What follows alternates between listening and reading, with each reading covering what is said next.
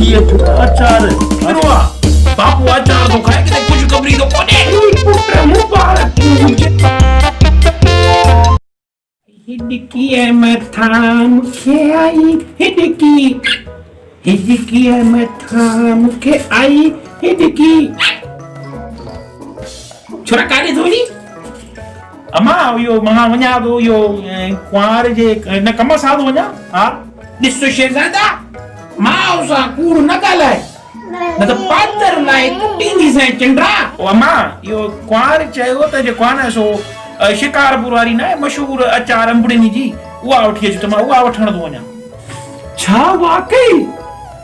अल्लाह जा लख लख शुक्र आहिनि या अल्लाह तुंहिंजा एहसान हा मां वाकई सच मां कूड़ ॻाल्हाईंदो आहियां एकदम ऐं छोरा मुबारक हुजे लख लख मुबारक हुजे दिल जूं तमन्नाऊं मुरादूं सभु अल्लाह ॿुधियूं अथई अमा मुबारक वरी छा ॿियूं अचार मां कार निकिरंदी आहे छा ऐं केतिरो न सादो आहे मुंहिंजो पुटु सफ़ा को ॻोगुलो ऐं शहज़ादा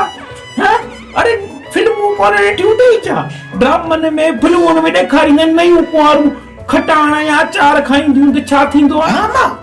वाकई हा मन मां बाबो थी दसु हा तूं पीउ थियण वारो आहीं मां ॾाॾी अमा तो ख़बर है मां पंहिंजे पुट जो नालो बादशाह रखंदो मैं ख़बर थी छो दुनिया में हमेशा बादशाह जा पुट शहजादा थींदा आहिनि हे पहिरियों दफ़ो थींदो त शहजादे जो पुट बादशाह थींदो न न मां पंहिंजे पोटे जो नालो रखंदसि किरड़ खान हा किरड़ अमा मां न पंहिंजे पुट खे न बादशाह खे न मां वकील कंदुसि हा LLB कराईंदोमांसि LLB वकील वरी छो कंदे मुंहिंजो पोटो थींदई टाटकर हा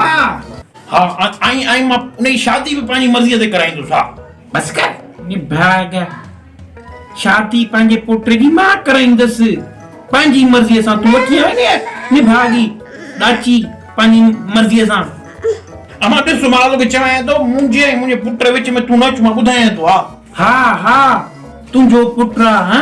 मुंहिंजो कुझु न आहे तोखे ॼणियो ताकियो तुंहिंजा गुण मुट दोता हेॾो सारो कम आहे तो अची इहो पुटु ॼणियो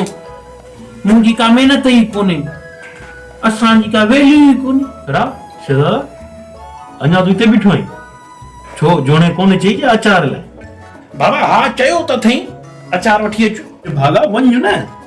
वठी अचो न अचार आसरे ते वेठो आहियां मां मानी थदी थी वई मुंहिंजी अमा छा माजरो आहे बापू अचार तो खाए किथे कुछ खबरी तो कोने बस कर लूसी बेनीम को लात ॾिसो को सफ़ा को बेनीम को वीडियो ॾिसण जी तमामु घणी महिरबानी अगरि तव्हांखे वीडियो पसंदि आयो त शेयर कयो दोस्तनि सां लाइक कयो चैनल खे सब्सक्राइब लाज़िम कयो त जीअं मां मोटिवेट थी वधीक अहिड़ा सुठा वीडियोस तव्हां लाइ पेश करे सघां।